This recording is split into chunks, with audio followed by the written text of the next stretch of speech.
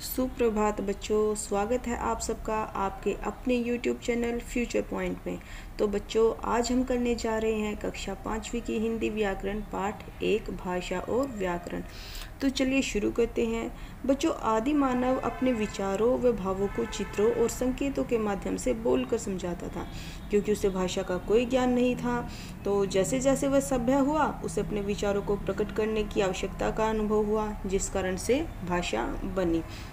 अब पशु पक्षी भी अपनी अनेक तरह की आवाज़ निकालकर अपने भावों को एक दूसरे तक पहुंचाते हैं, लेकिन वह भाषा नहीं है, क्योंकि मनुष्य ही एक ऐसा प्राणी है जो भाषा का प्रयोग करता है और अपने विचारों को दूसरों तक पहुंचाकर समझाता है। तो चलिए बच्चों, आज हम भाषा और व्याकरण को पढ़ते हैं। भाषा और व्याकरण। भाषा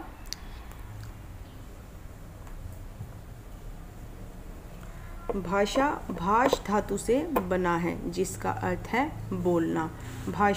भाषा वह माध्यम है जिसके द्वारा हम अपने भावों तथा विचारों का आदान प्रदान करते हैं। भाषा के रूप इस प्रकार भाषा के 2 रूप होते हैं, मौखिक भाषा और लिखित भाषा।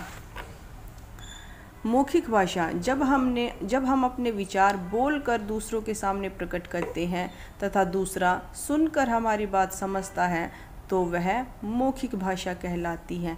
लिखित भाषा जब हम अपने विचार लिखकर दूसरों के सामने प्रकट करते हैं तथा दूसरा पढ़कर उसे समझता है, तो वह लिखित भाषा कहलाती है। सांकेतिक भाषा कुछ विशेष परिस्थितियों में संकेत, चिन्ह, इशारे, चित्र, लाइटें और कूट बहुत महत्वपूर्ण भूमिका निभाती हैं, जैसे गूंगे बहरों की बातचीत, परिवहन संचालन, संगीत, नृत्य आदि में।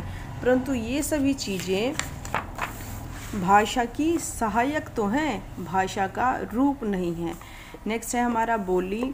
जब कोई भाषा केवल बोल चाल तक सीमित रहती है और किसी क्षेत्र विशेष में बोली जाती है, तो उसे बोली कहते हैं।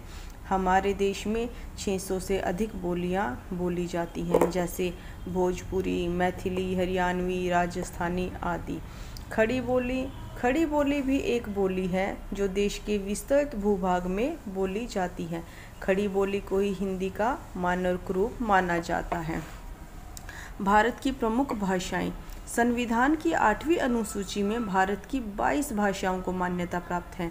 ये भाषाएं हैं हिंदी, उर्दू, पंजाबी, उड़िया, कोंकणी, तमिल, मणिपुरी, मलयालम, गुजराती, बोडो, डोगरी, संस्कृत, तेलुगु, नेपाली, मराठी, असमिया, सिंधी, बांग्ला, कश्मीरी, कन्नड़, मैथिली और संथाली।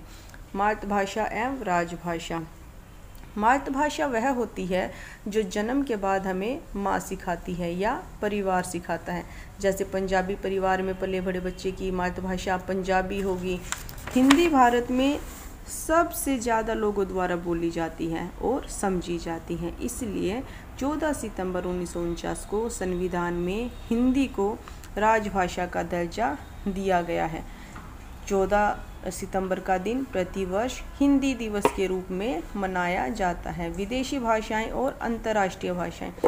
हर देश की अपनी भाषा होती है। कुछ प्रमुख विदेशी भाषाएं हैं रूसी, स्पेनिश, अरबी, जापानी, चीनी, अंग्रेजी।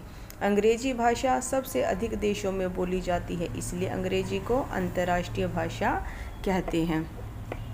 लिपि। जब भी हम बोलते हैं तो हमारे मुख से कुछ ध्वनियाँ निकलती हैं। उन ध्वनियों को लिखने के लिए कुछ चिन्ह निर्धारित किए गए हैं। इन चिन्हों के व्यवस्थित समूह को लिपि कहते हैं, अर्थात भाषा के लिखने के ढंग को लिपि कहते हैं। प्रत्येक भाषा की अपनी एक लिपि होती है। भाषा और लिपि। हिंदी भाषा की लिपि है देवनागरी। अंग्रेजी भाषा की है रोमन। संस्कृत देवनागरी। उर्दू, फारसी, पंजाबी, गुरुमुखी, बंगाली, बंगला, जर्मन, रोमन, फ्रेंच, रोमन। व्याकरण। भाषा के शुद्ध अथवा अशुद्ध होने का ज्ञान हमें व्याकरण से होता है। व्याकरण हमें शुद्ध रूप से बोलना, पढ़ना व लिखना सिखाता है। एक उदाहरण देखिए, शालिनी जाति विद्यालय प्रतिदिन है। अब जो यह वाक्य है, यह व्याकरण के नियमानुसार नहीं है। शालिनी प्रतिदिन विद्यालय जाती है। दूसरा वाक्य व्याकरण के नियमों के अनुसार है, इसलिए यह वाक्य शुद्ध है। वह शास्त्र जिसके द्वारा हम भाषा को शुद्ध रूप से बोलना, पढ़ना और लिखना सीखते हैं उसे व्याकरण कहते हैं। तो बच्चों, अगर आपको यह वीडियो पसंद आई हो तो लाइक, सब्सक्राइब एंड शेयर करना न भूलें। धन्यवाद।